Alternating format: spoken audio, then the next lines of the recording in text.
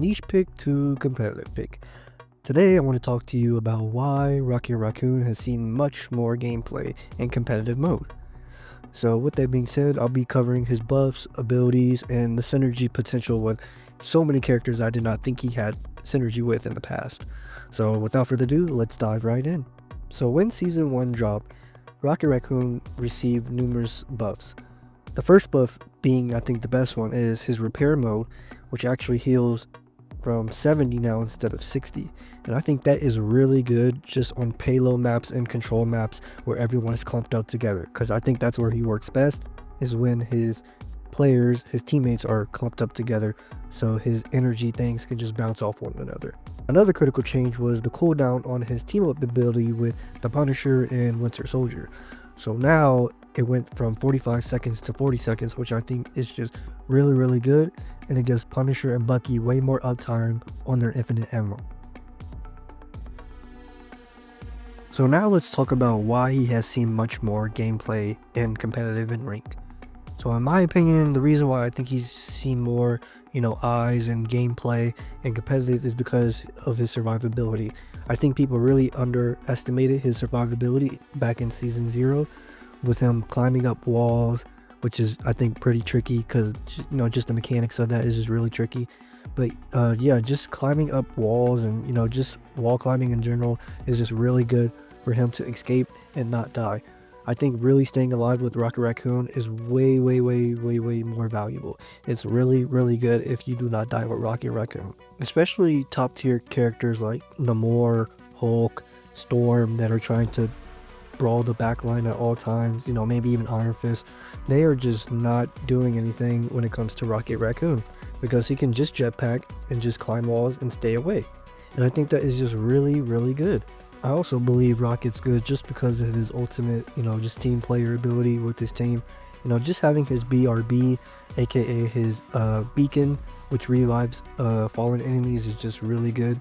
If you place it in very niche spots and playing on the opposite end of where you place your beacon at is just super good and just keeps the line of sight and even the idea of where it could be out of your enemy's minds.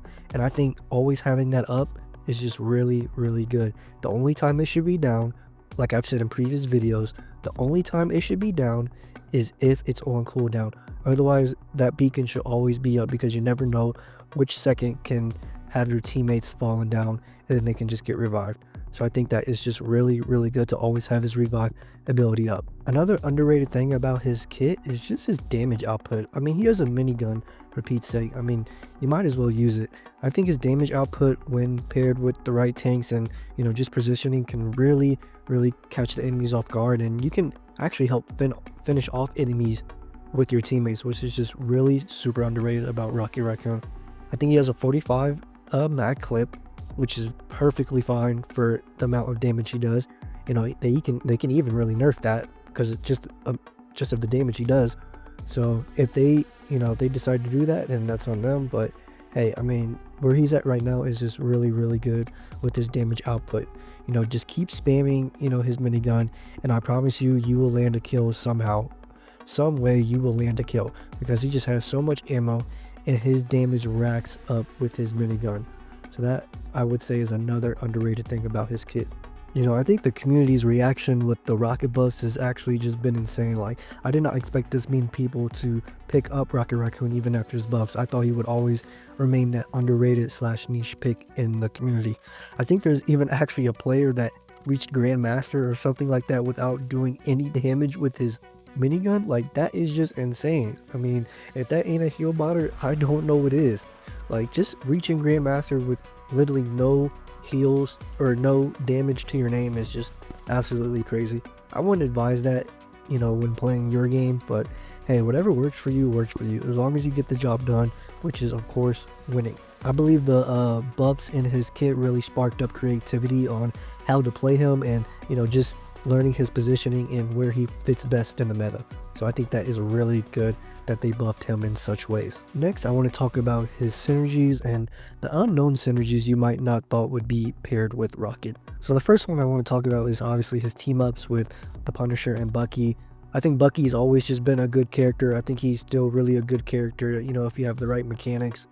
And I think Punisher actually got some buffs, which I think is great for him. I think he needed it. I think he was just in the mid range when it came to characters, but if you had, decent mechanics, I thought you can make him work.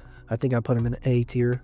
But yeah, with that being said, I believe Rocket's team up with them just vastly improved, especially with the buff that reduced the cooldown for that infinite ammo, and also just his healing output is way more now. So just keeping them up alive gets you more value for the whole team, because they have more uptime to release all that infinite ammo and actually do something with it. And also for the Punisher, I think they reduced his spread on his assault rifle, so I think that is just very, very great paired with Rocket's infinite ammo. So now I want to talk about his actual competitive viability in Season 1 of Marvel Rivals.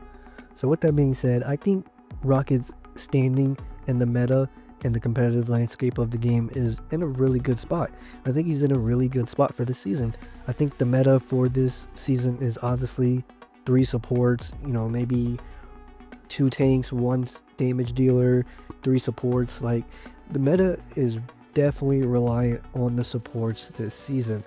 Like, there's no reason why you shouldn't be running Cloak, because she got mega buffed with her ultimate. And another good support is Mantis and Luna Snow if they're not banned. And I just think the other, supports have came up in their viability, especially people like Loki and Adam Warlock. I think they're also good. They're just, I think, niche, and they're just not as good as the other supports. So you might be asking, where does Rocket Raccoon fit into the competitive landscape? Well, let me answer that for you. I think he fits in a really, really good spot. So obviously the meta for this season is 3 supports. If you haven't seen it yet, you must be bronze or silver. I'm sorry to tell you. But in the higher ranks, it's strictly 3 supports. Or if not, is 2 supports, which is Cloak and some other support.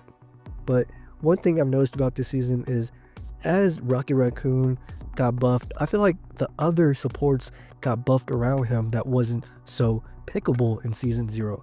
For example, Adam Warlock is a really good pick this season. Also Loki, I think they're just really, really good at sustaining this season, which is really good. And I think, that can just come with, knowledge of the game and people learning the actual characters and how they're supposed to be played. But I think the other off supports have just been really, really good this season, and not just the main topics like Luna Snow and Cloak and Mantis. I think the other supports play their part very, very well in this meta / season. I think focusing on map control and even, baiting your enemies sometime to come in on you and try to brawl you is perfectly good with Rocket Raccoon, because you can just escape. If there's a Black Panther or Iron Fist or someone like that using all of their abilities and cooldowns just to kill you, and you find a way to survive, then they're done for, they're dead. Like, there's no way they should be escaping after using all their cooldowns on you, especially when you can jetpack, slow ride down back to the ground, and just wall climb. So I think that is really good at just baiting enemies in and making them waste their cooldowns on you specifically. I think his ability to, control the pace of the game is really, really good, especially because the enemy team, even if they kill someone on your team, they really can't really push in like that, because you have a revive on standby. So your teammate comes back and there's another fight that happens. So you really get 2 chances to win a team fight with Rocket Raccoon on your team, which is really, really good. And I think him just paired with Cloak and, in their ability to freaking gain their ultimate in literally like 2 seconds and have like a 4th extra line in their ultimate is just very, very good.